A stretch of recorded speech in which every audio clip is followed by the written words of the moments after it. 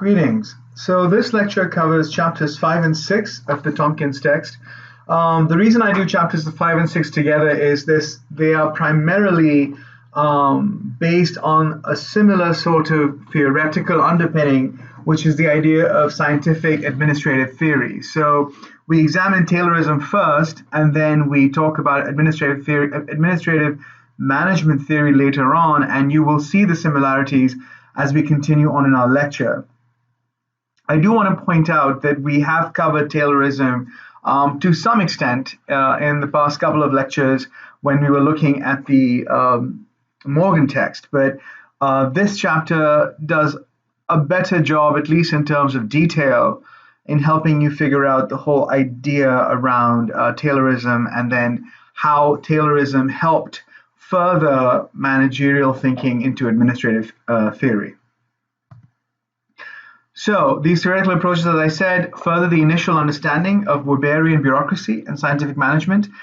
They still have a highly technical bias, and the reason why they have a highly technical bias becomes evident as you examine the backgrounds of the theorists.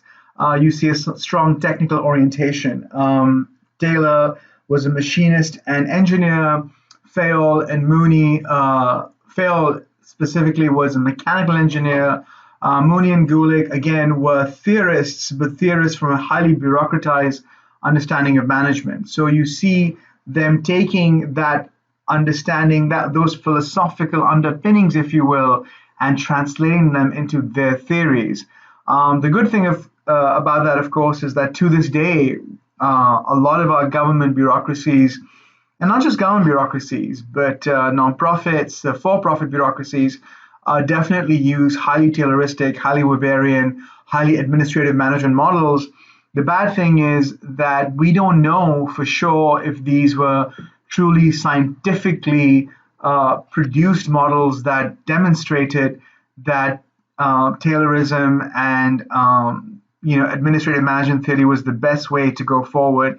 And the newly emerging critiques, or actually the oldly emerging critiques and the new critiques of administrative management theory demonstrate that they do leave out a lot that is desired, at least in the management of organizations.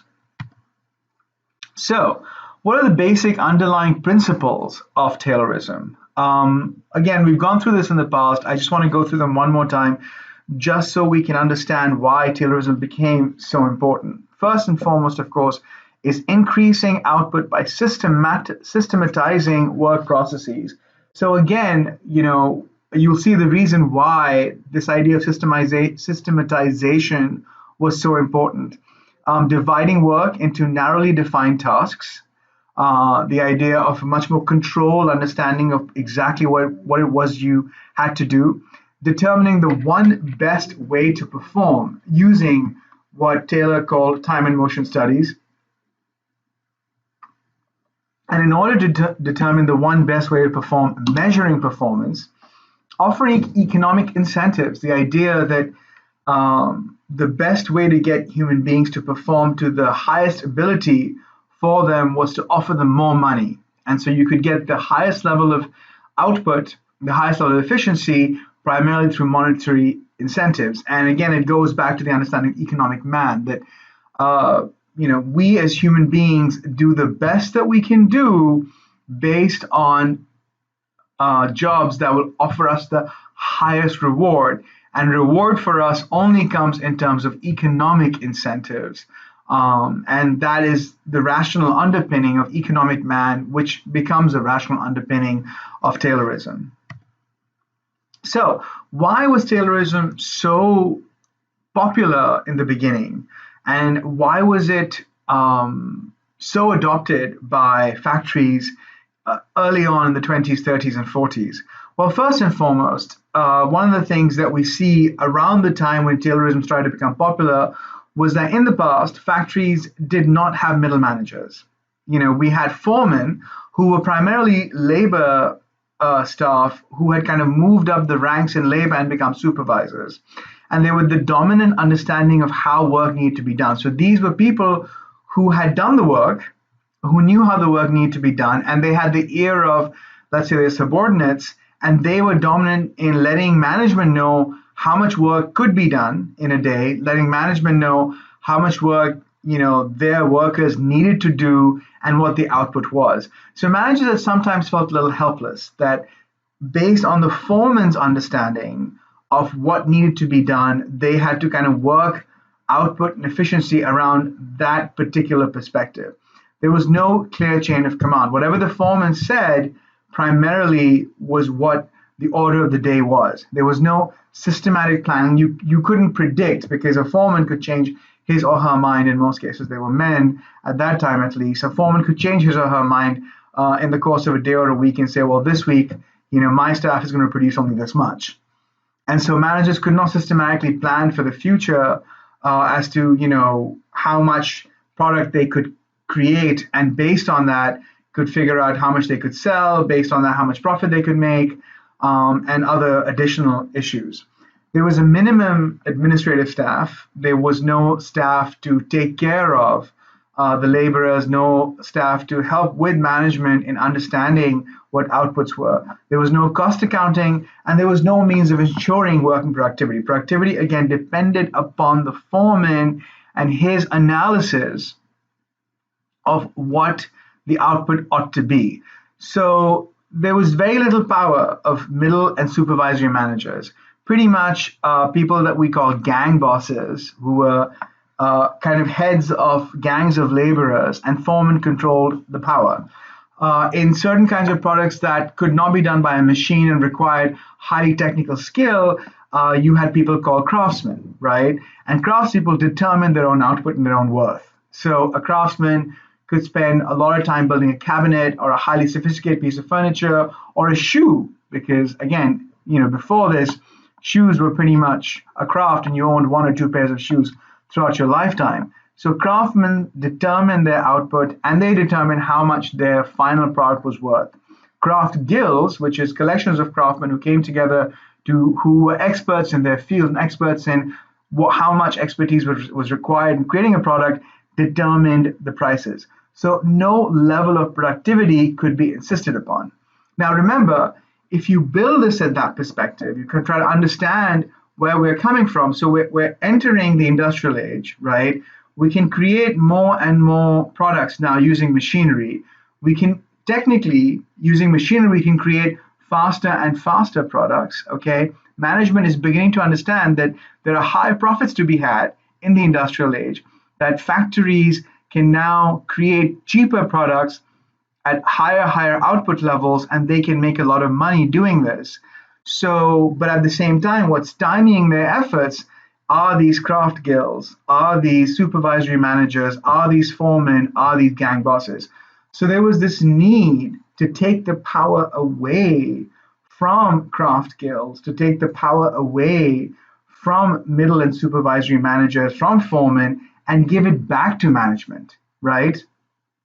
And utilizing this power, if we could understand exactly how much work went into a particular product, we could then dictate how long it would take to create a certain amount of product, and we could then dictate and predict how many products we could make in a particular time period, how much we could cost them based on what the cost of creating the product was, and how much profit we could make. So this is the kind of environmental sort of atmosphere that is being created around the industrial age, and in comes Taylor to help out with that. So Taylor says, we can increase efficiency and better management because that would lead to more wealth. And that wealth would trickle down to the masses, because if the rich got richer, they would then spend more money, and spending that money would then, of course, create more jobs for the lower sectors of society, and so the wealth would trickle down to the masses. So I don't know if you've ever heard this somewhere before, but this is the basis of this concept of trickle-down economics that didn't work then, because that's when labor unions became all powerful.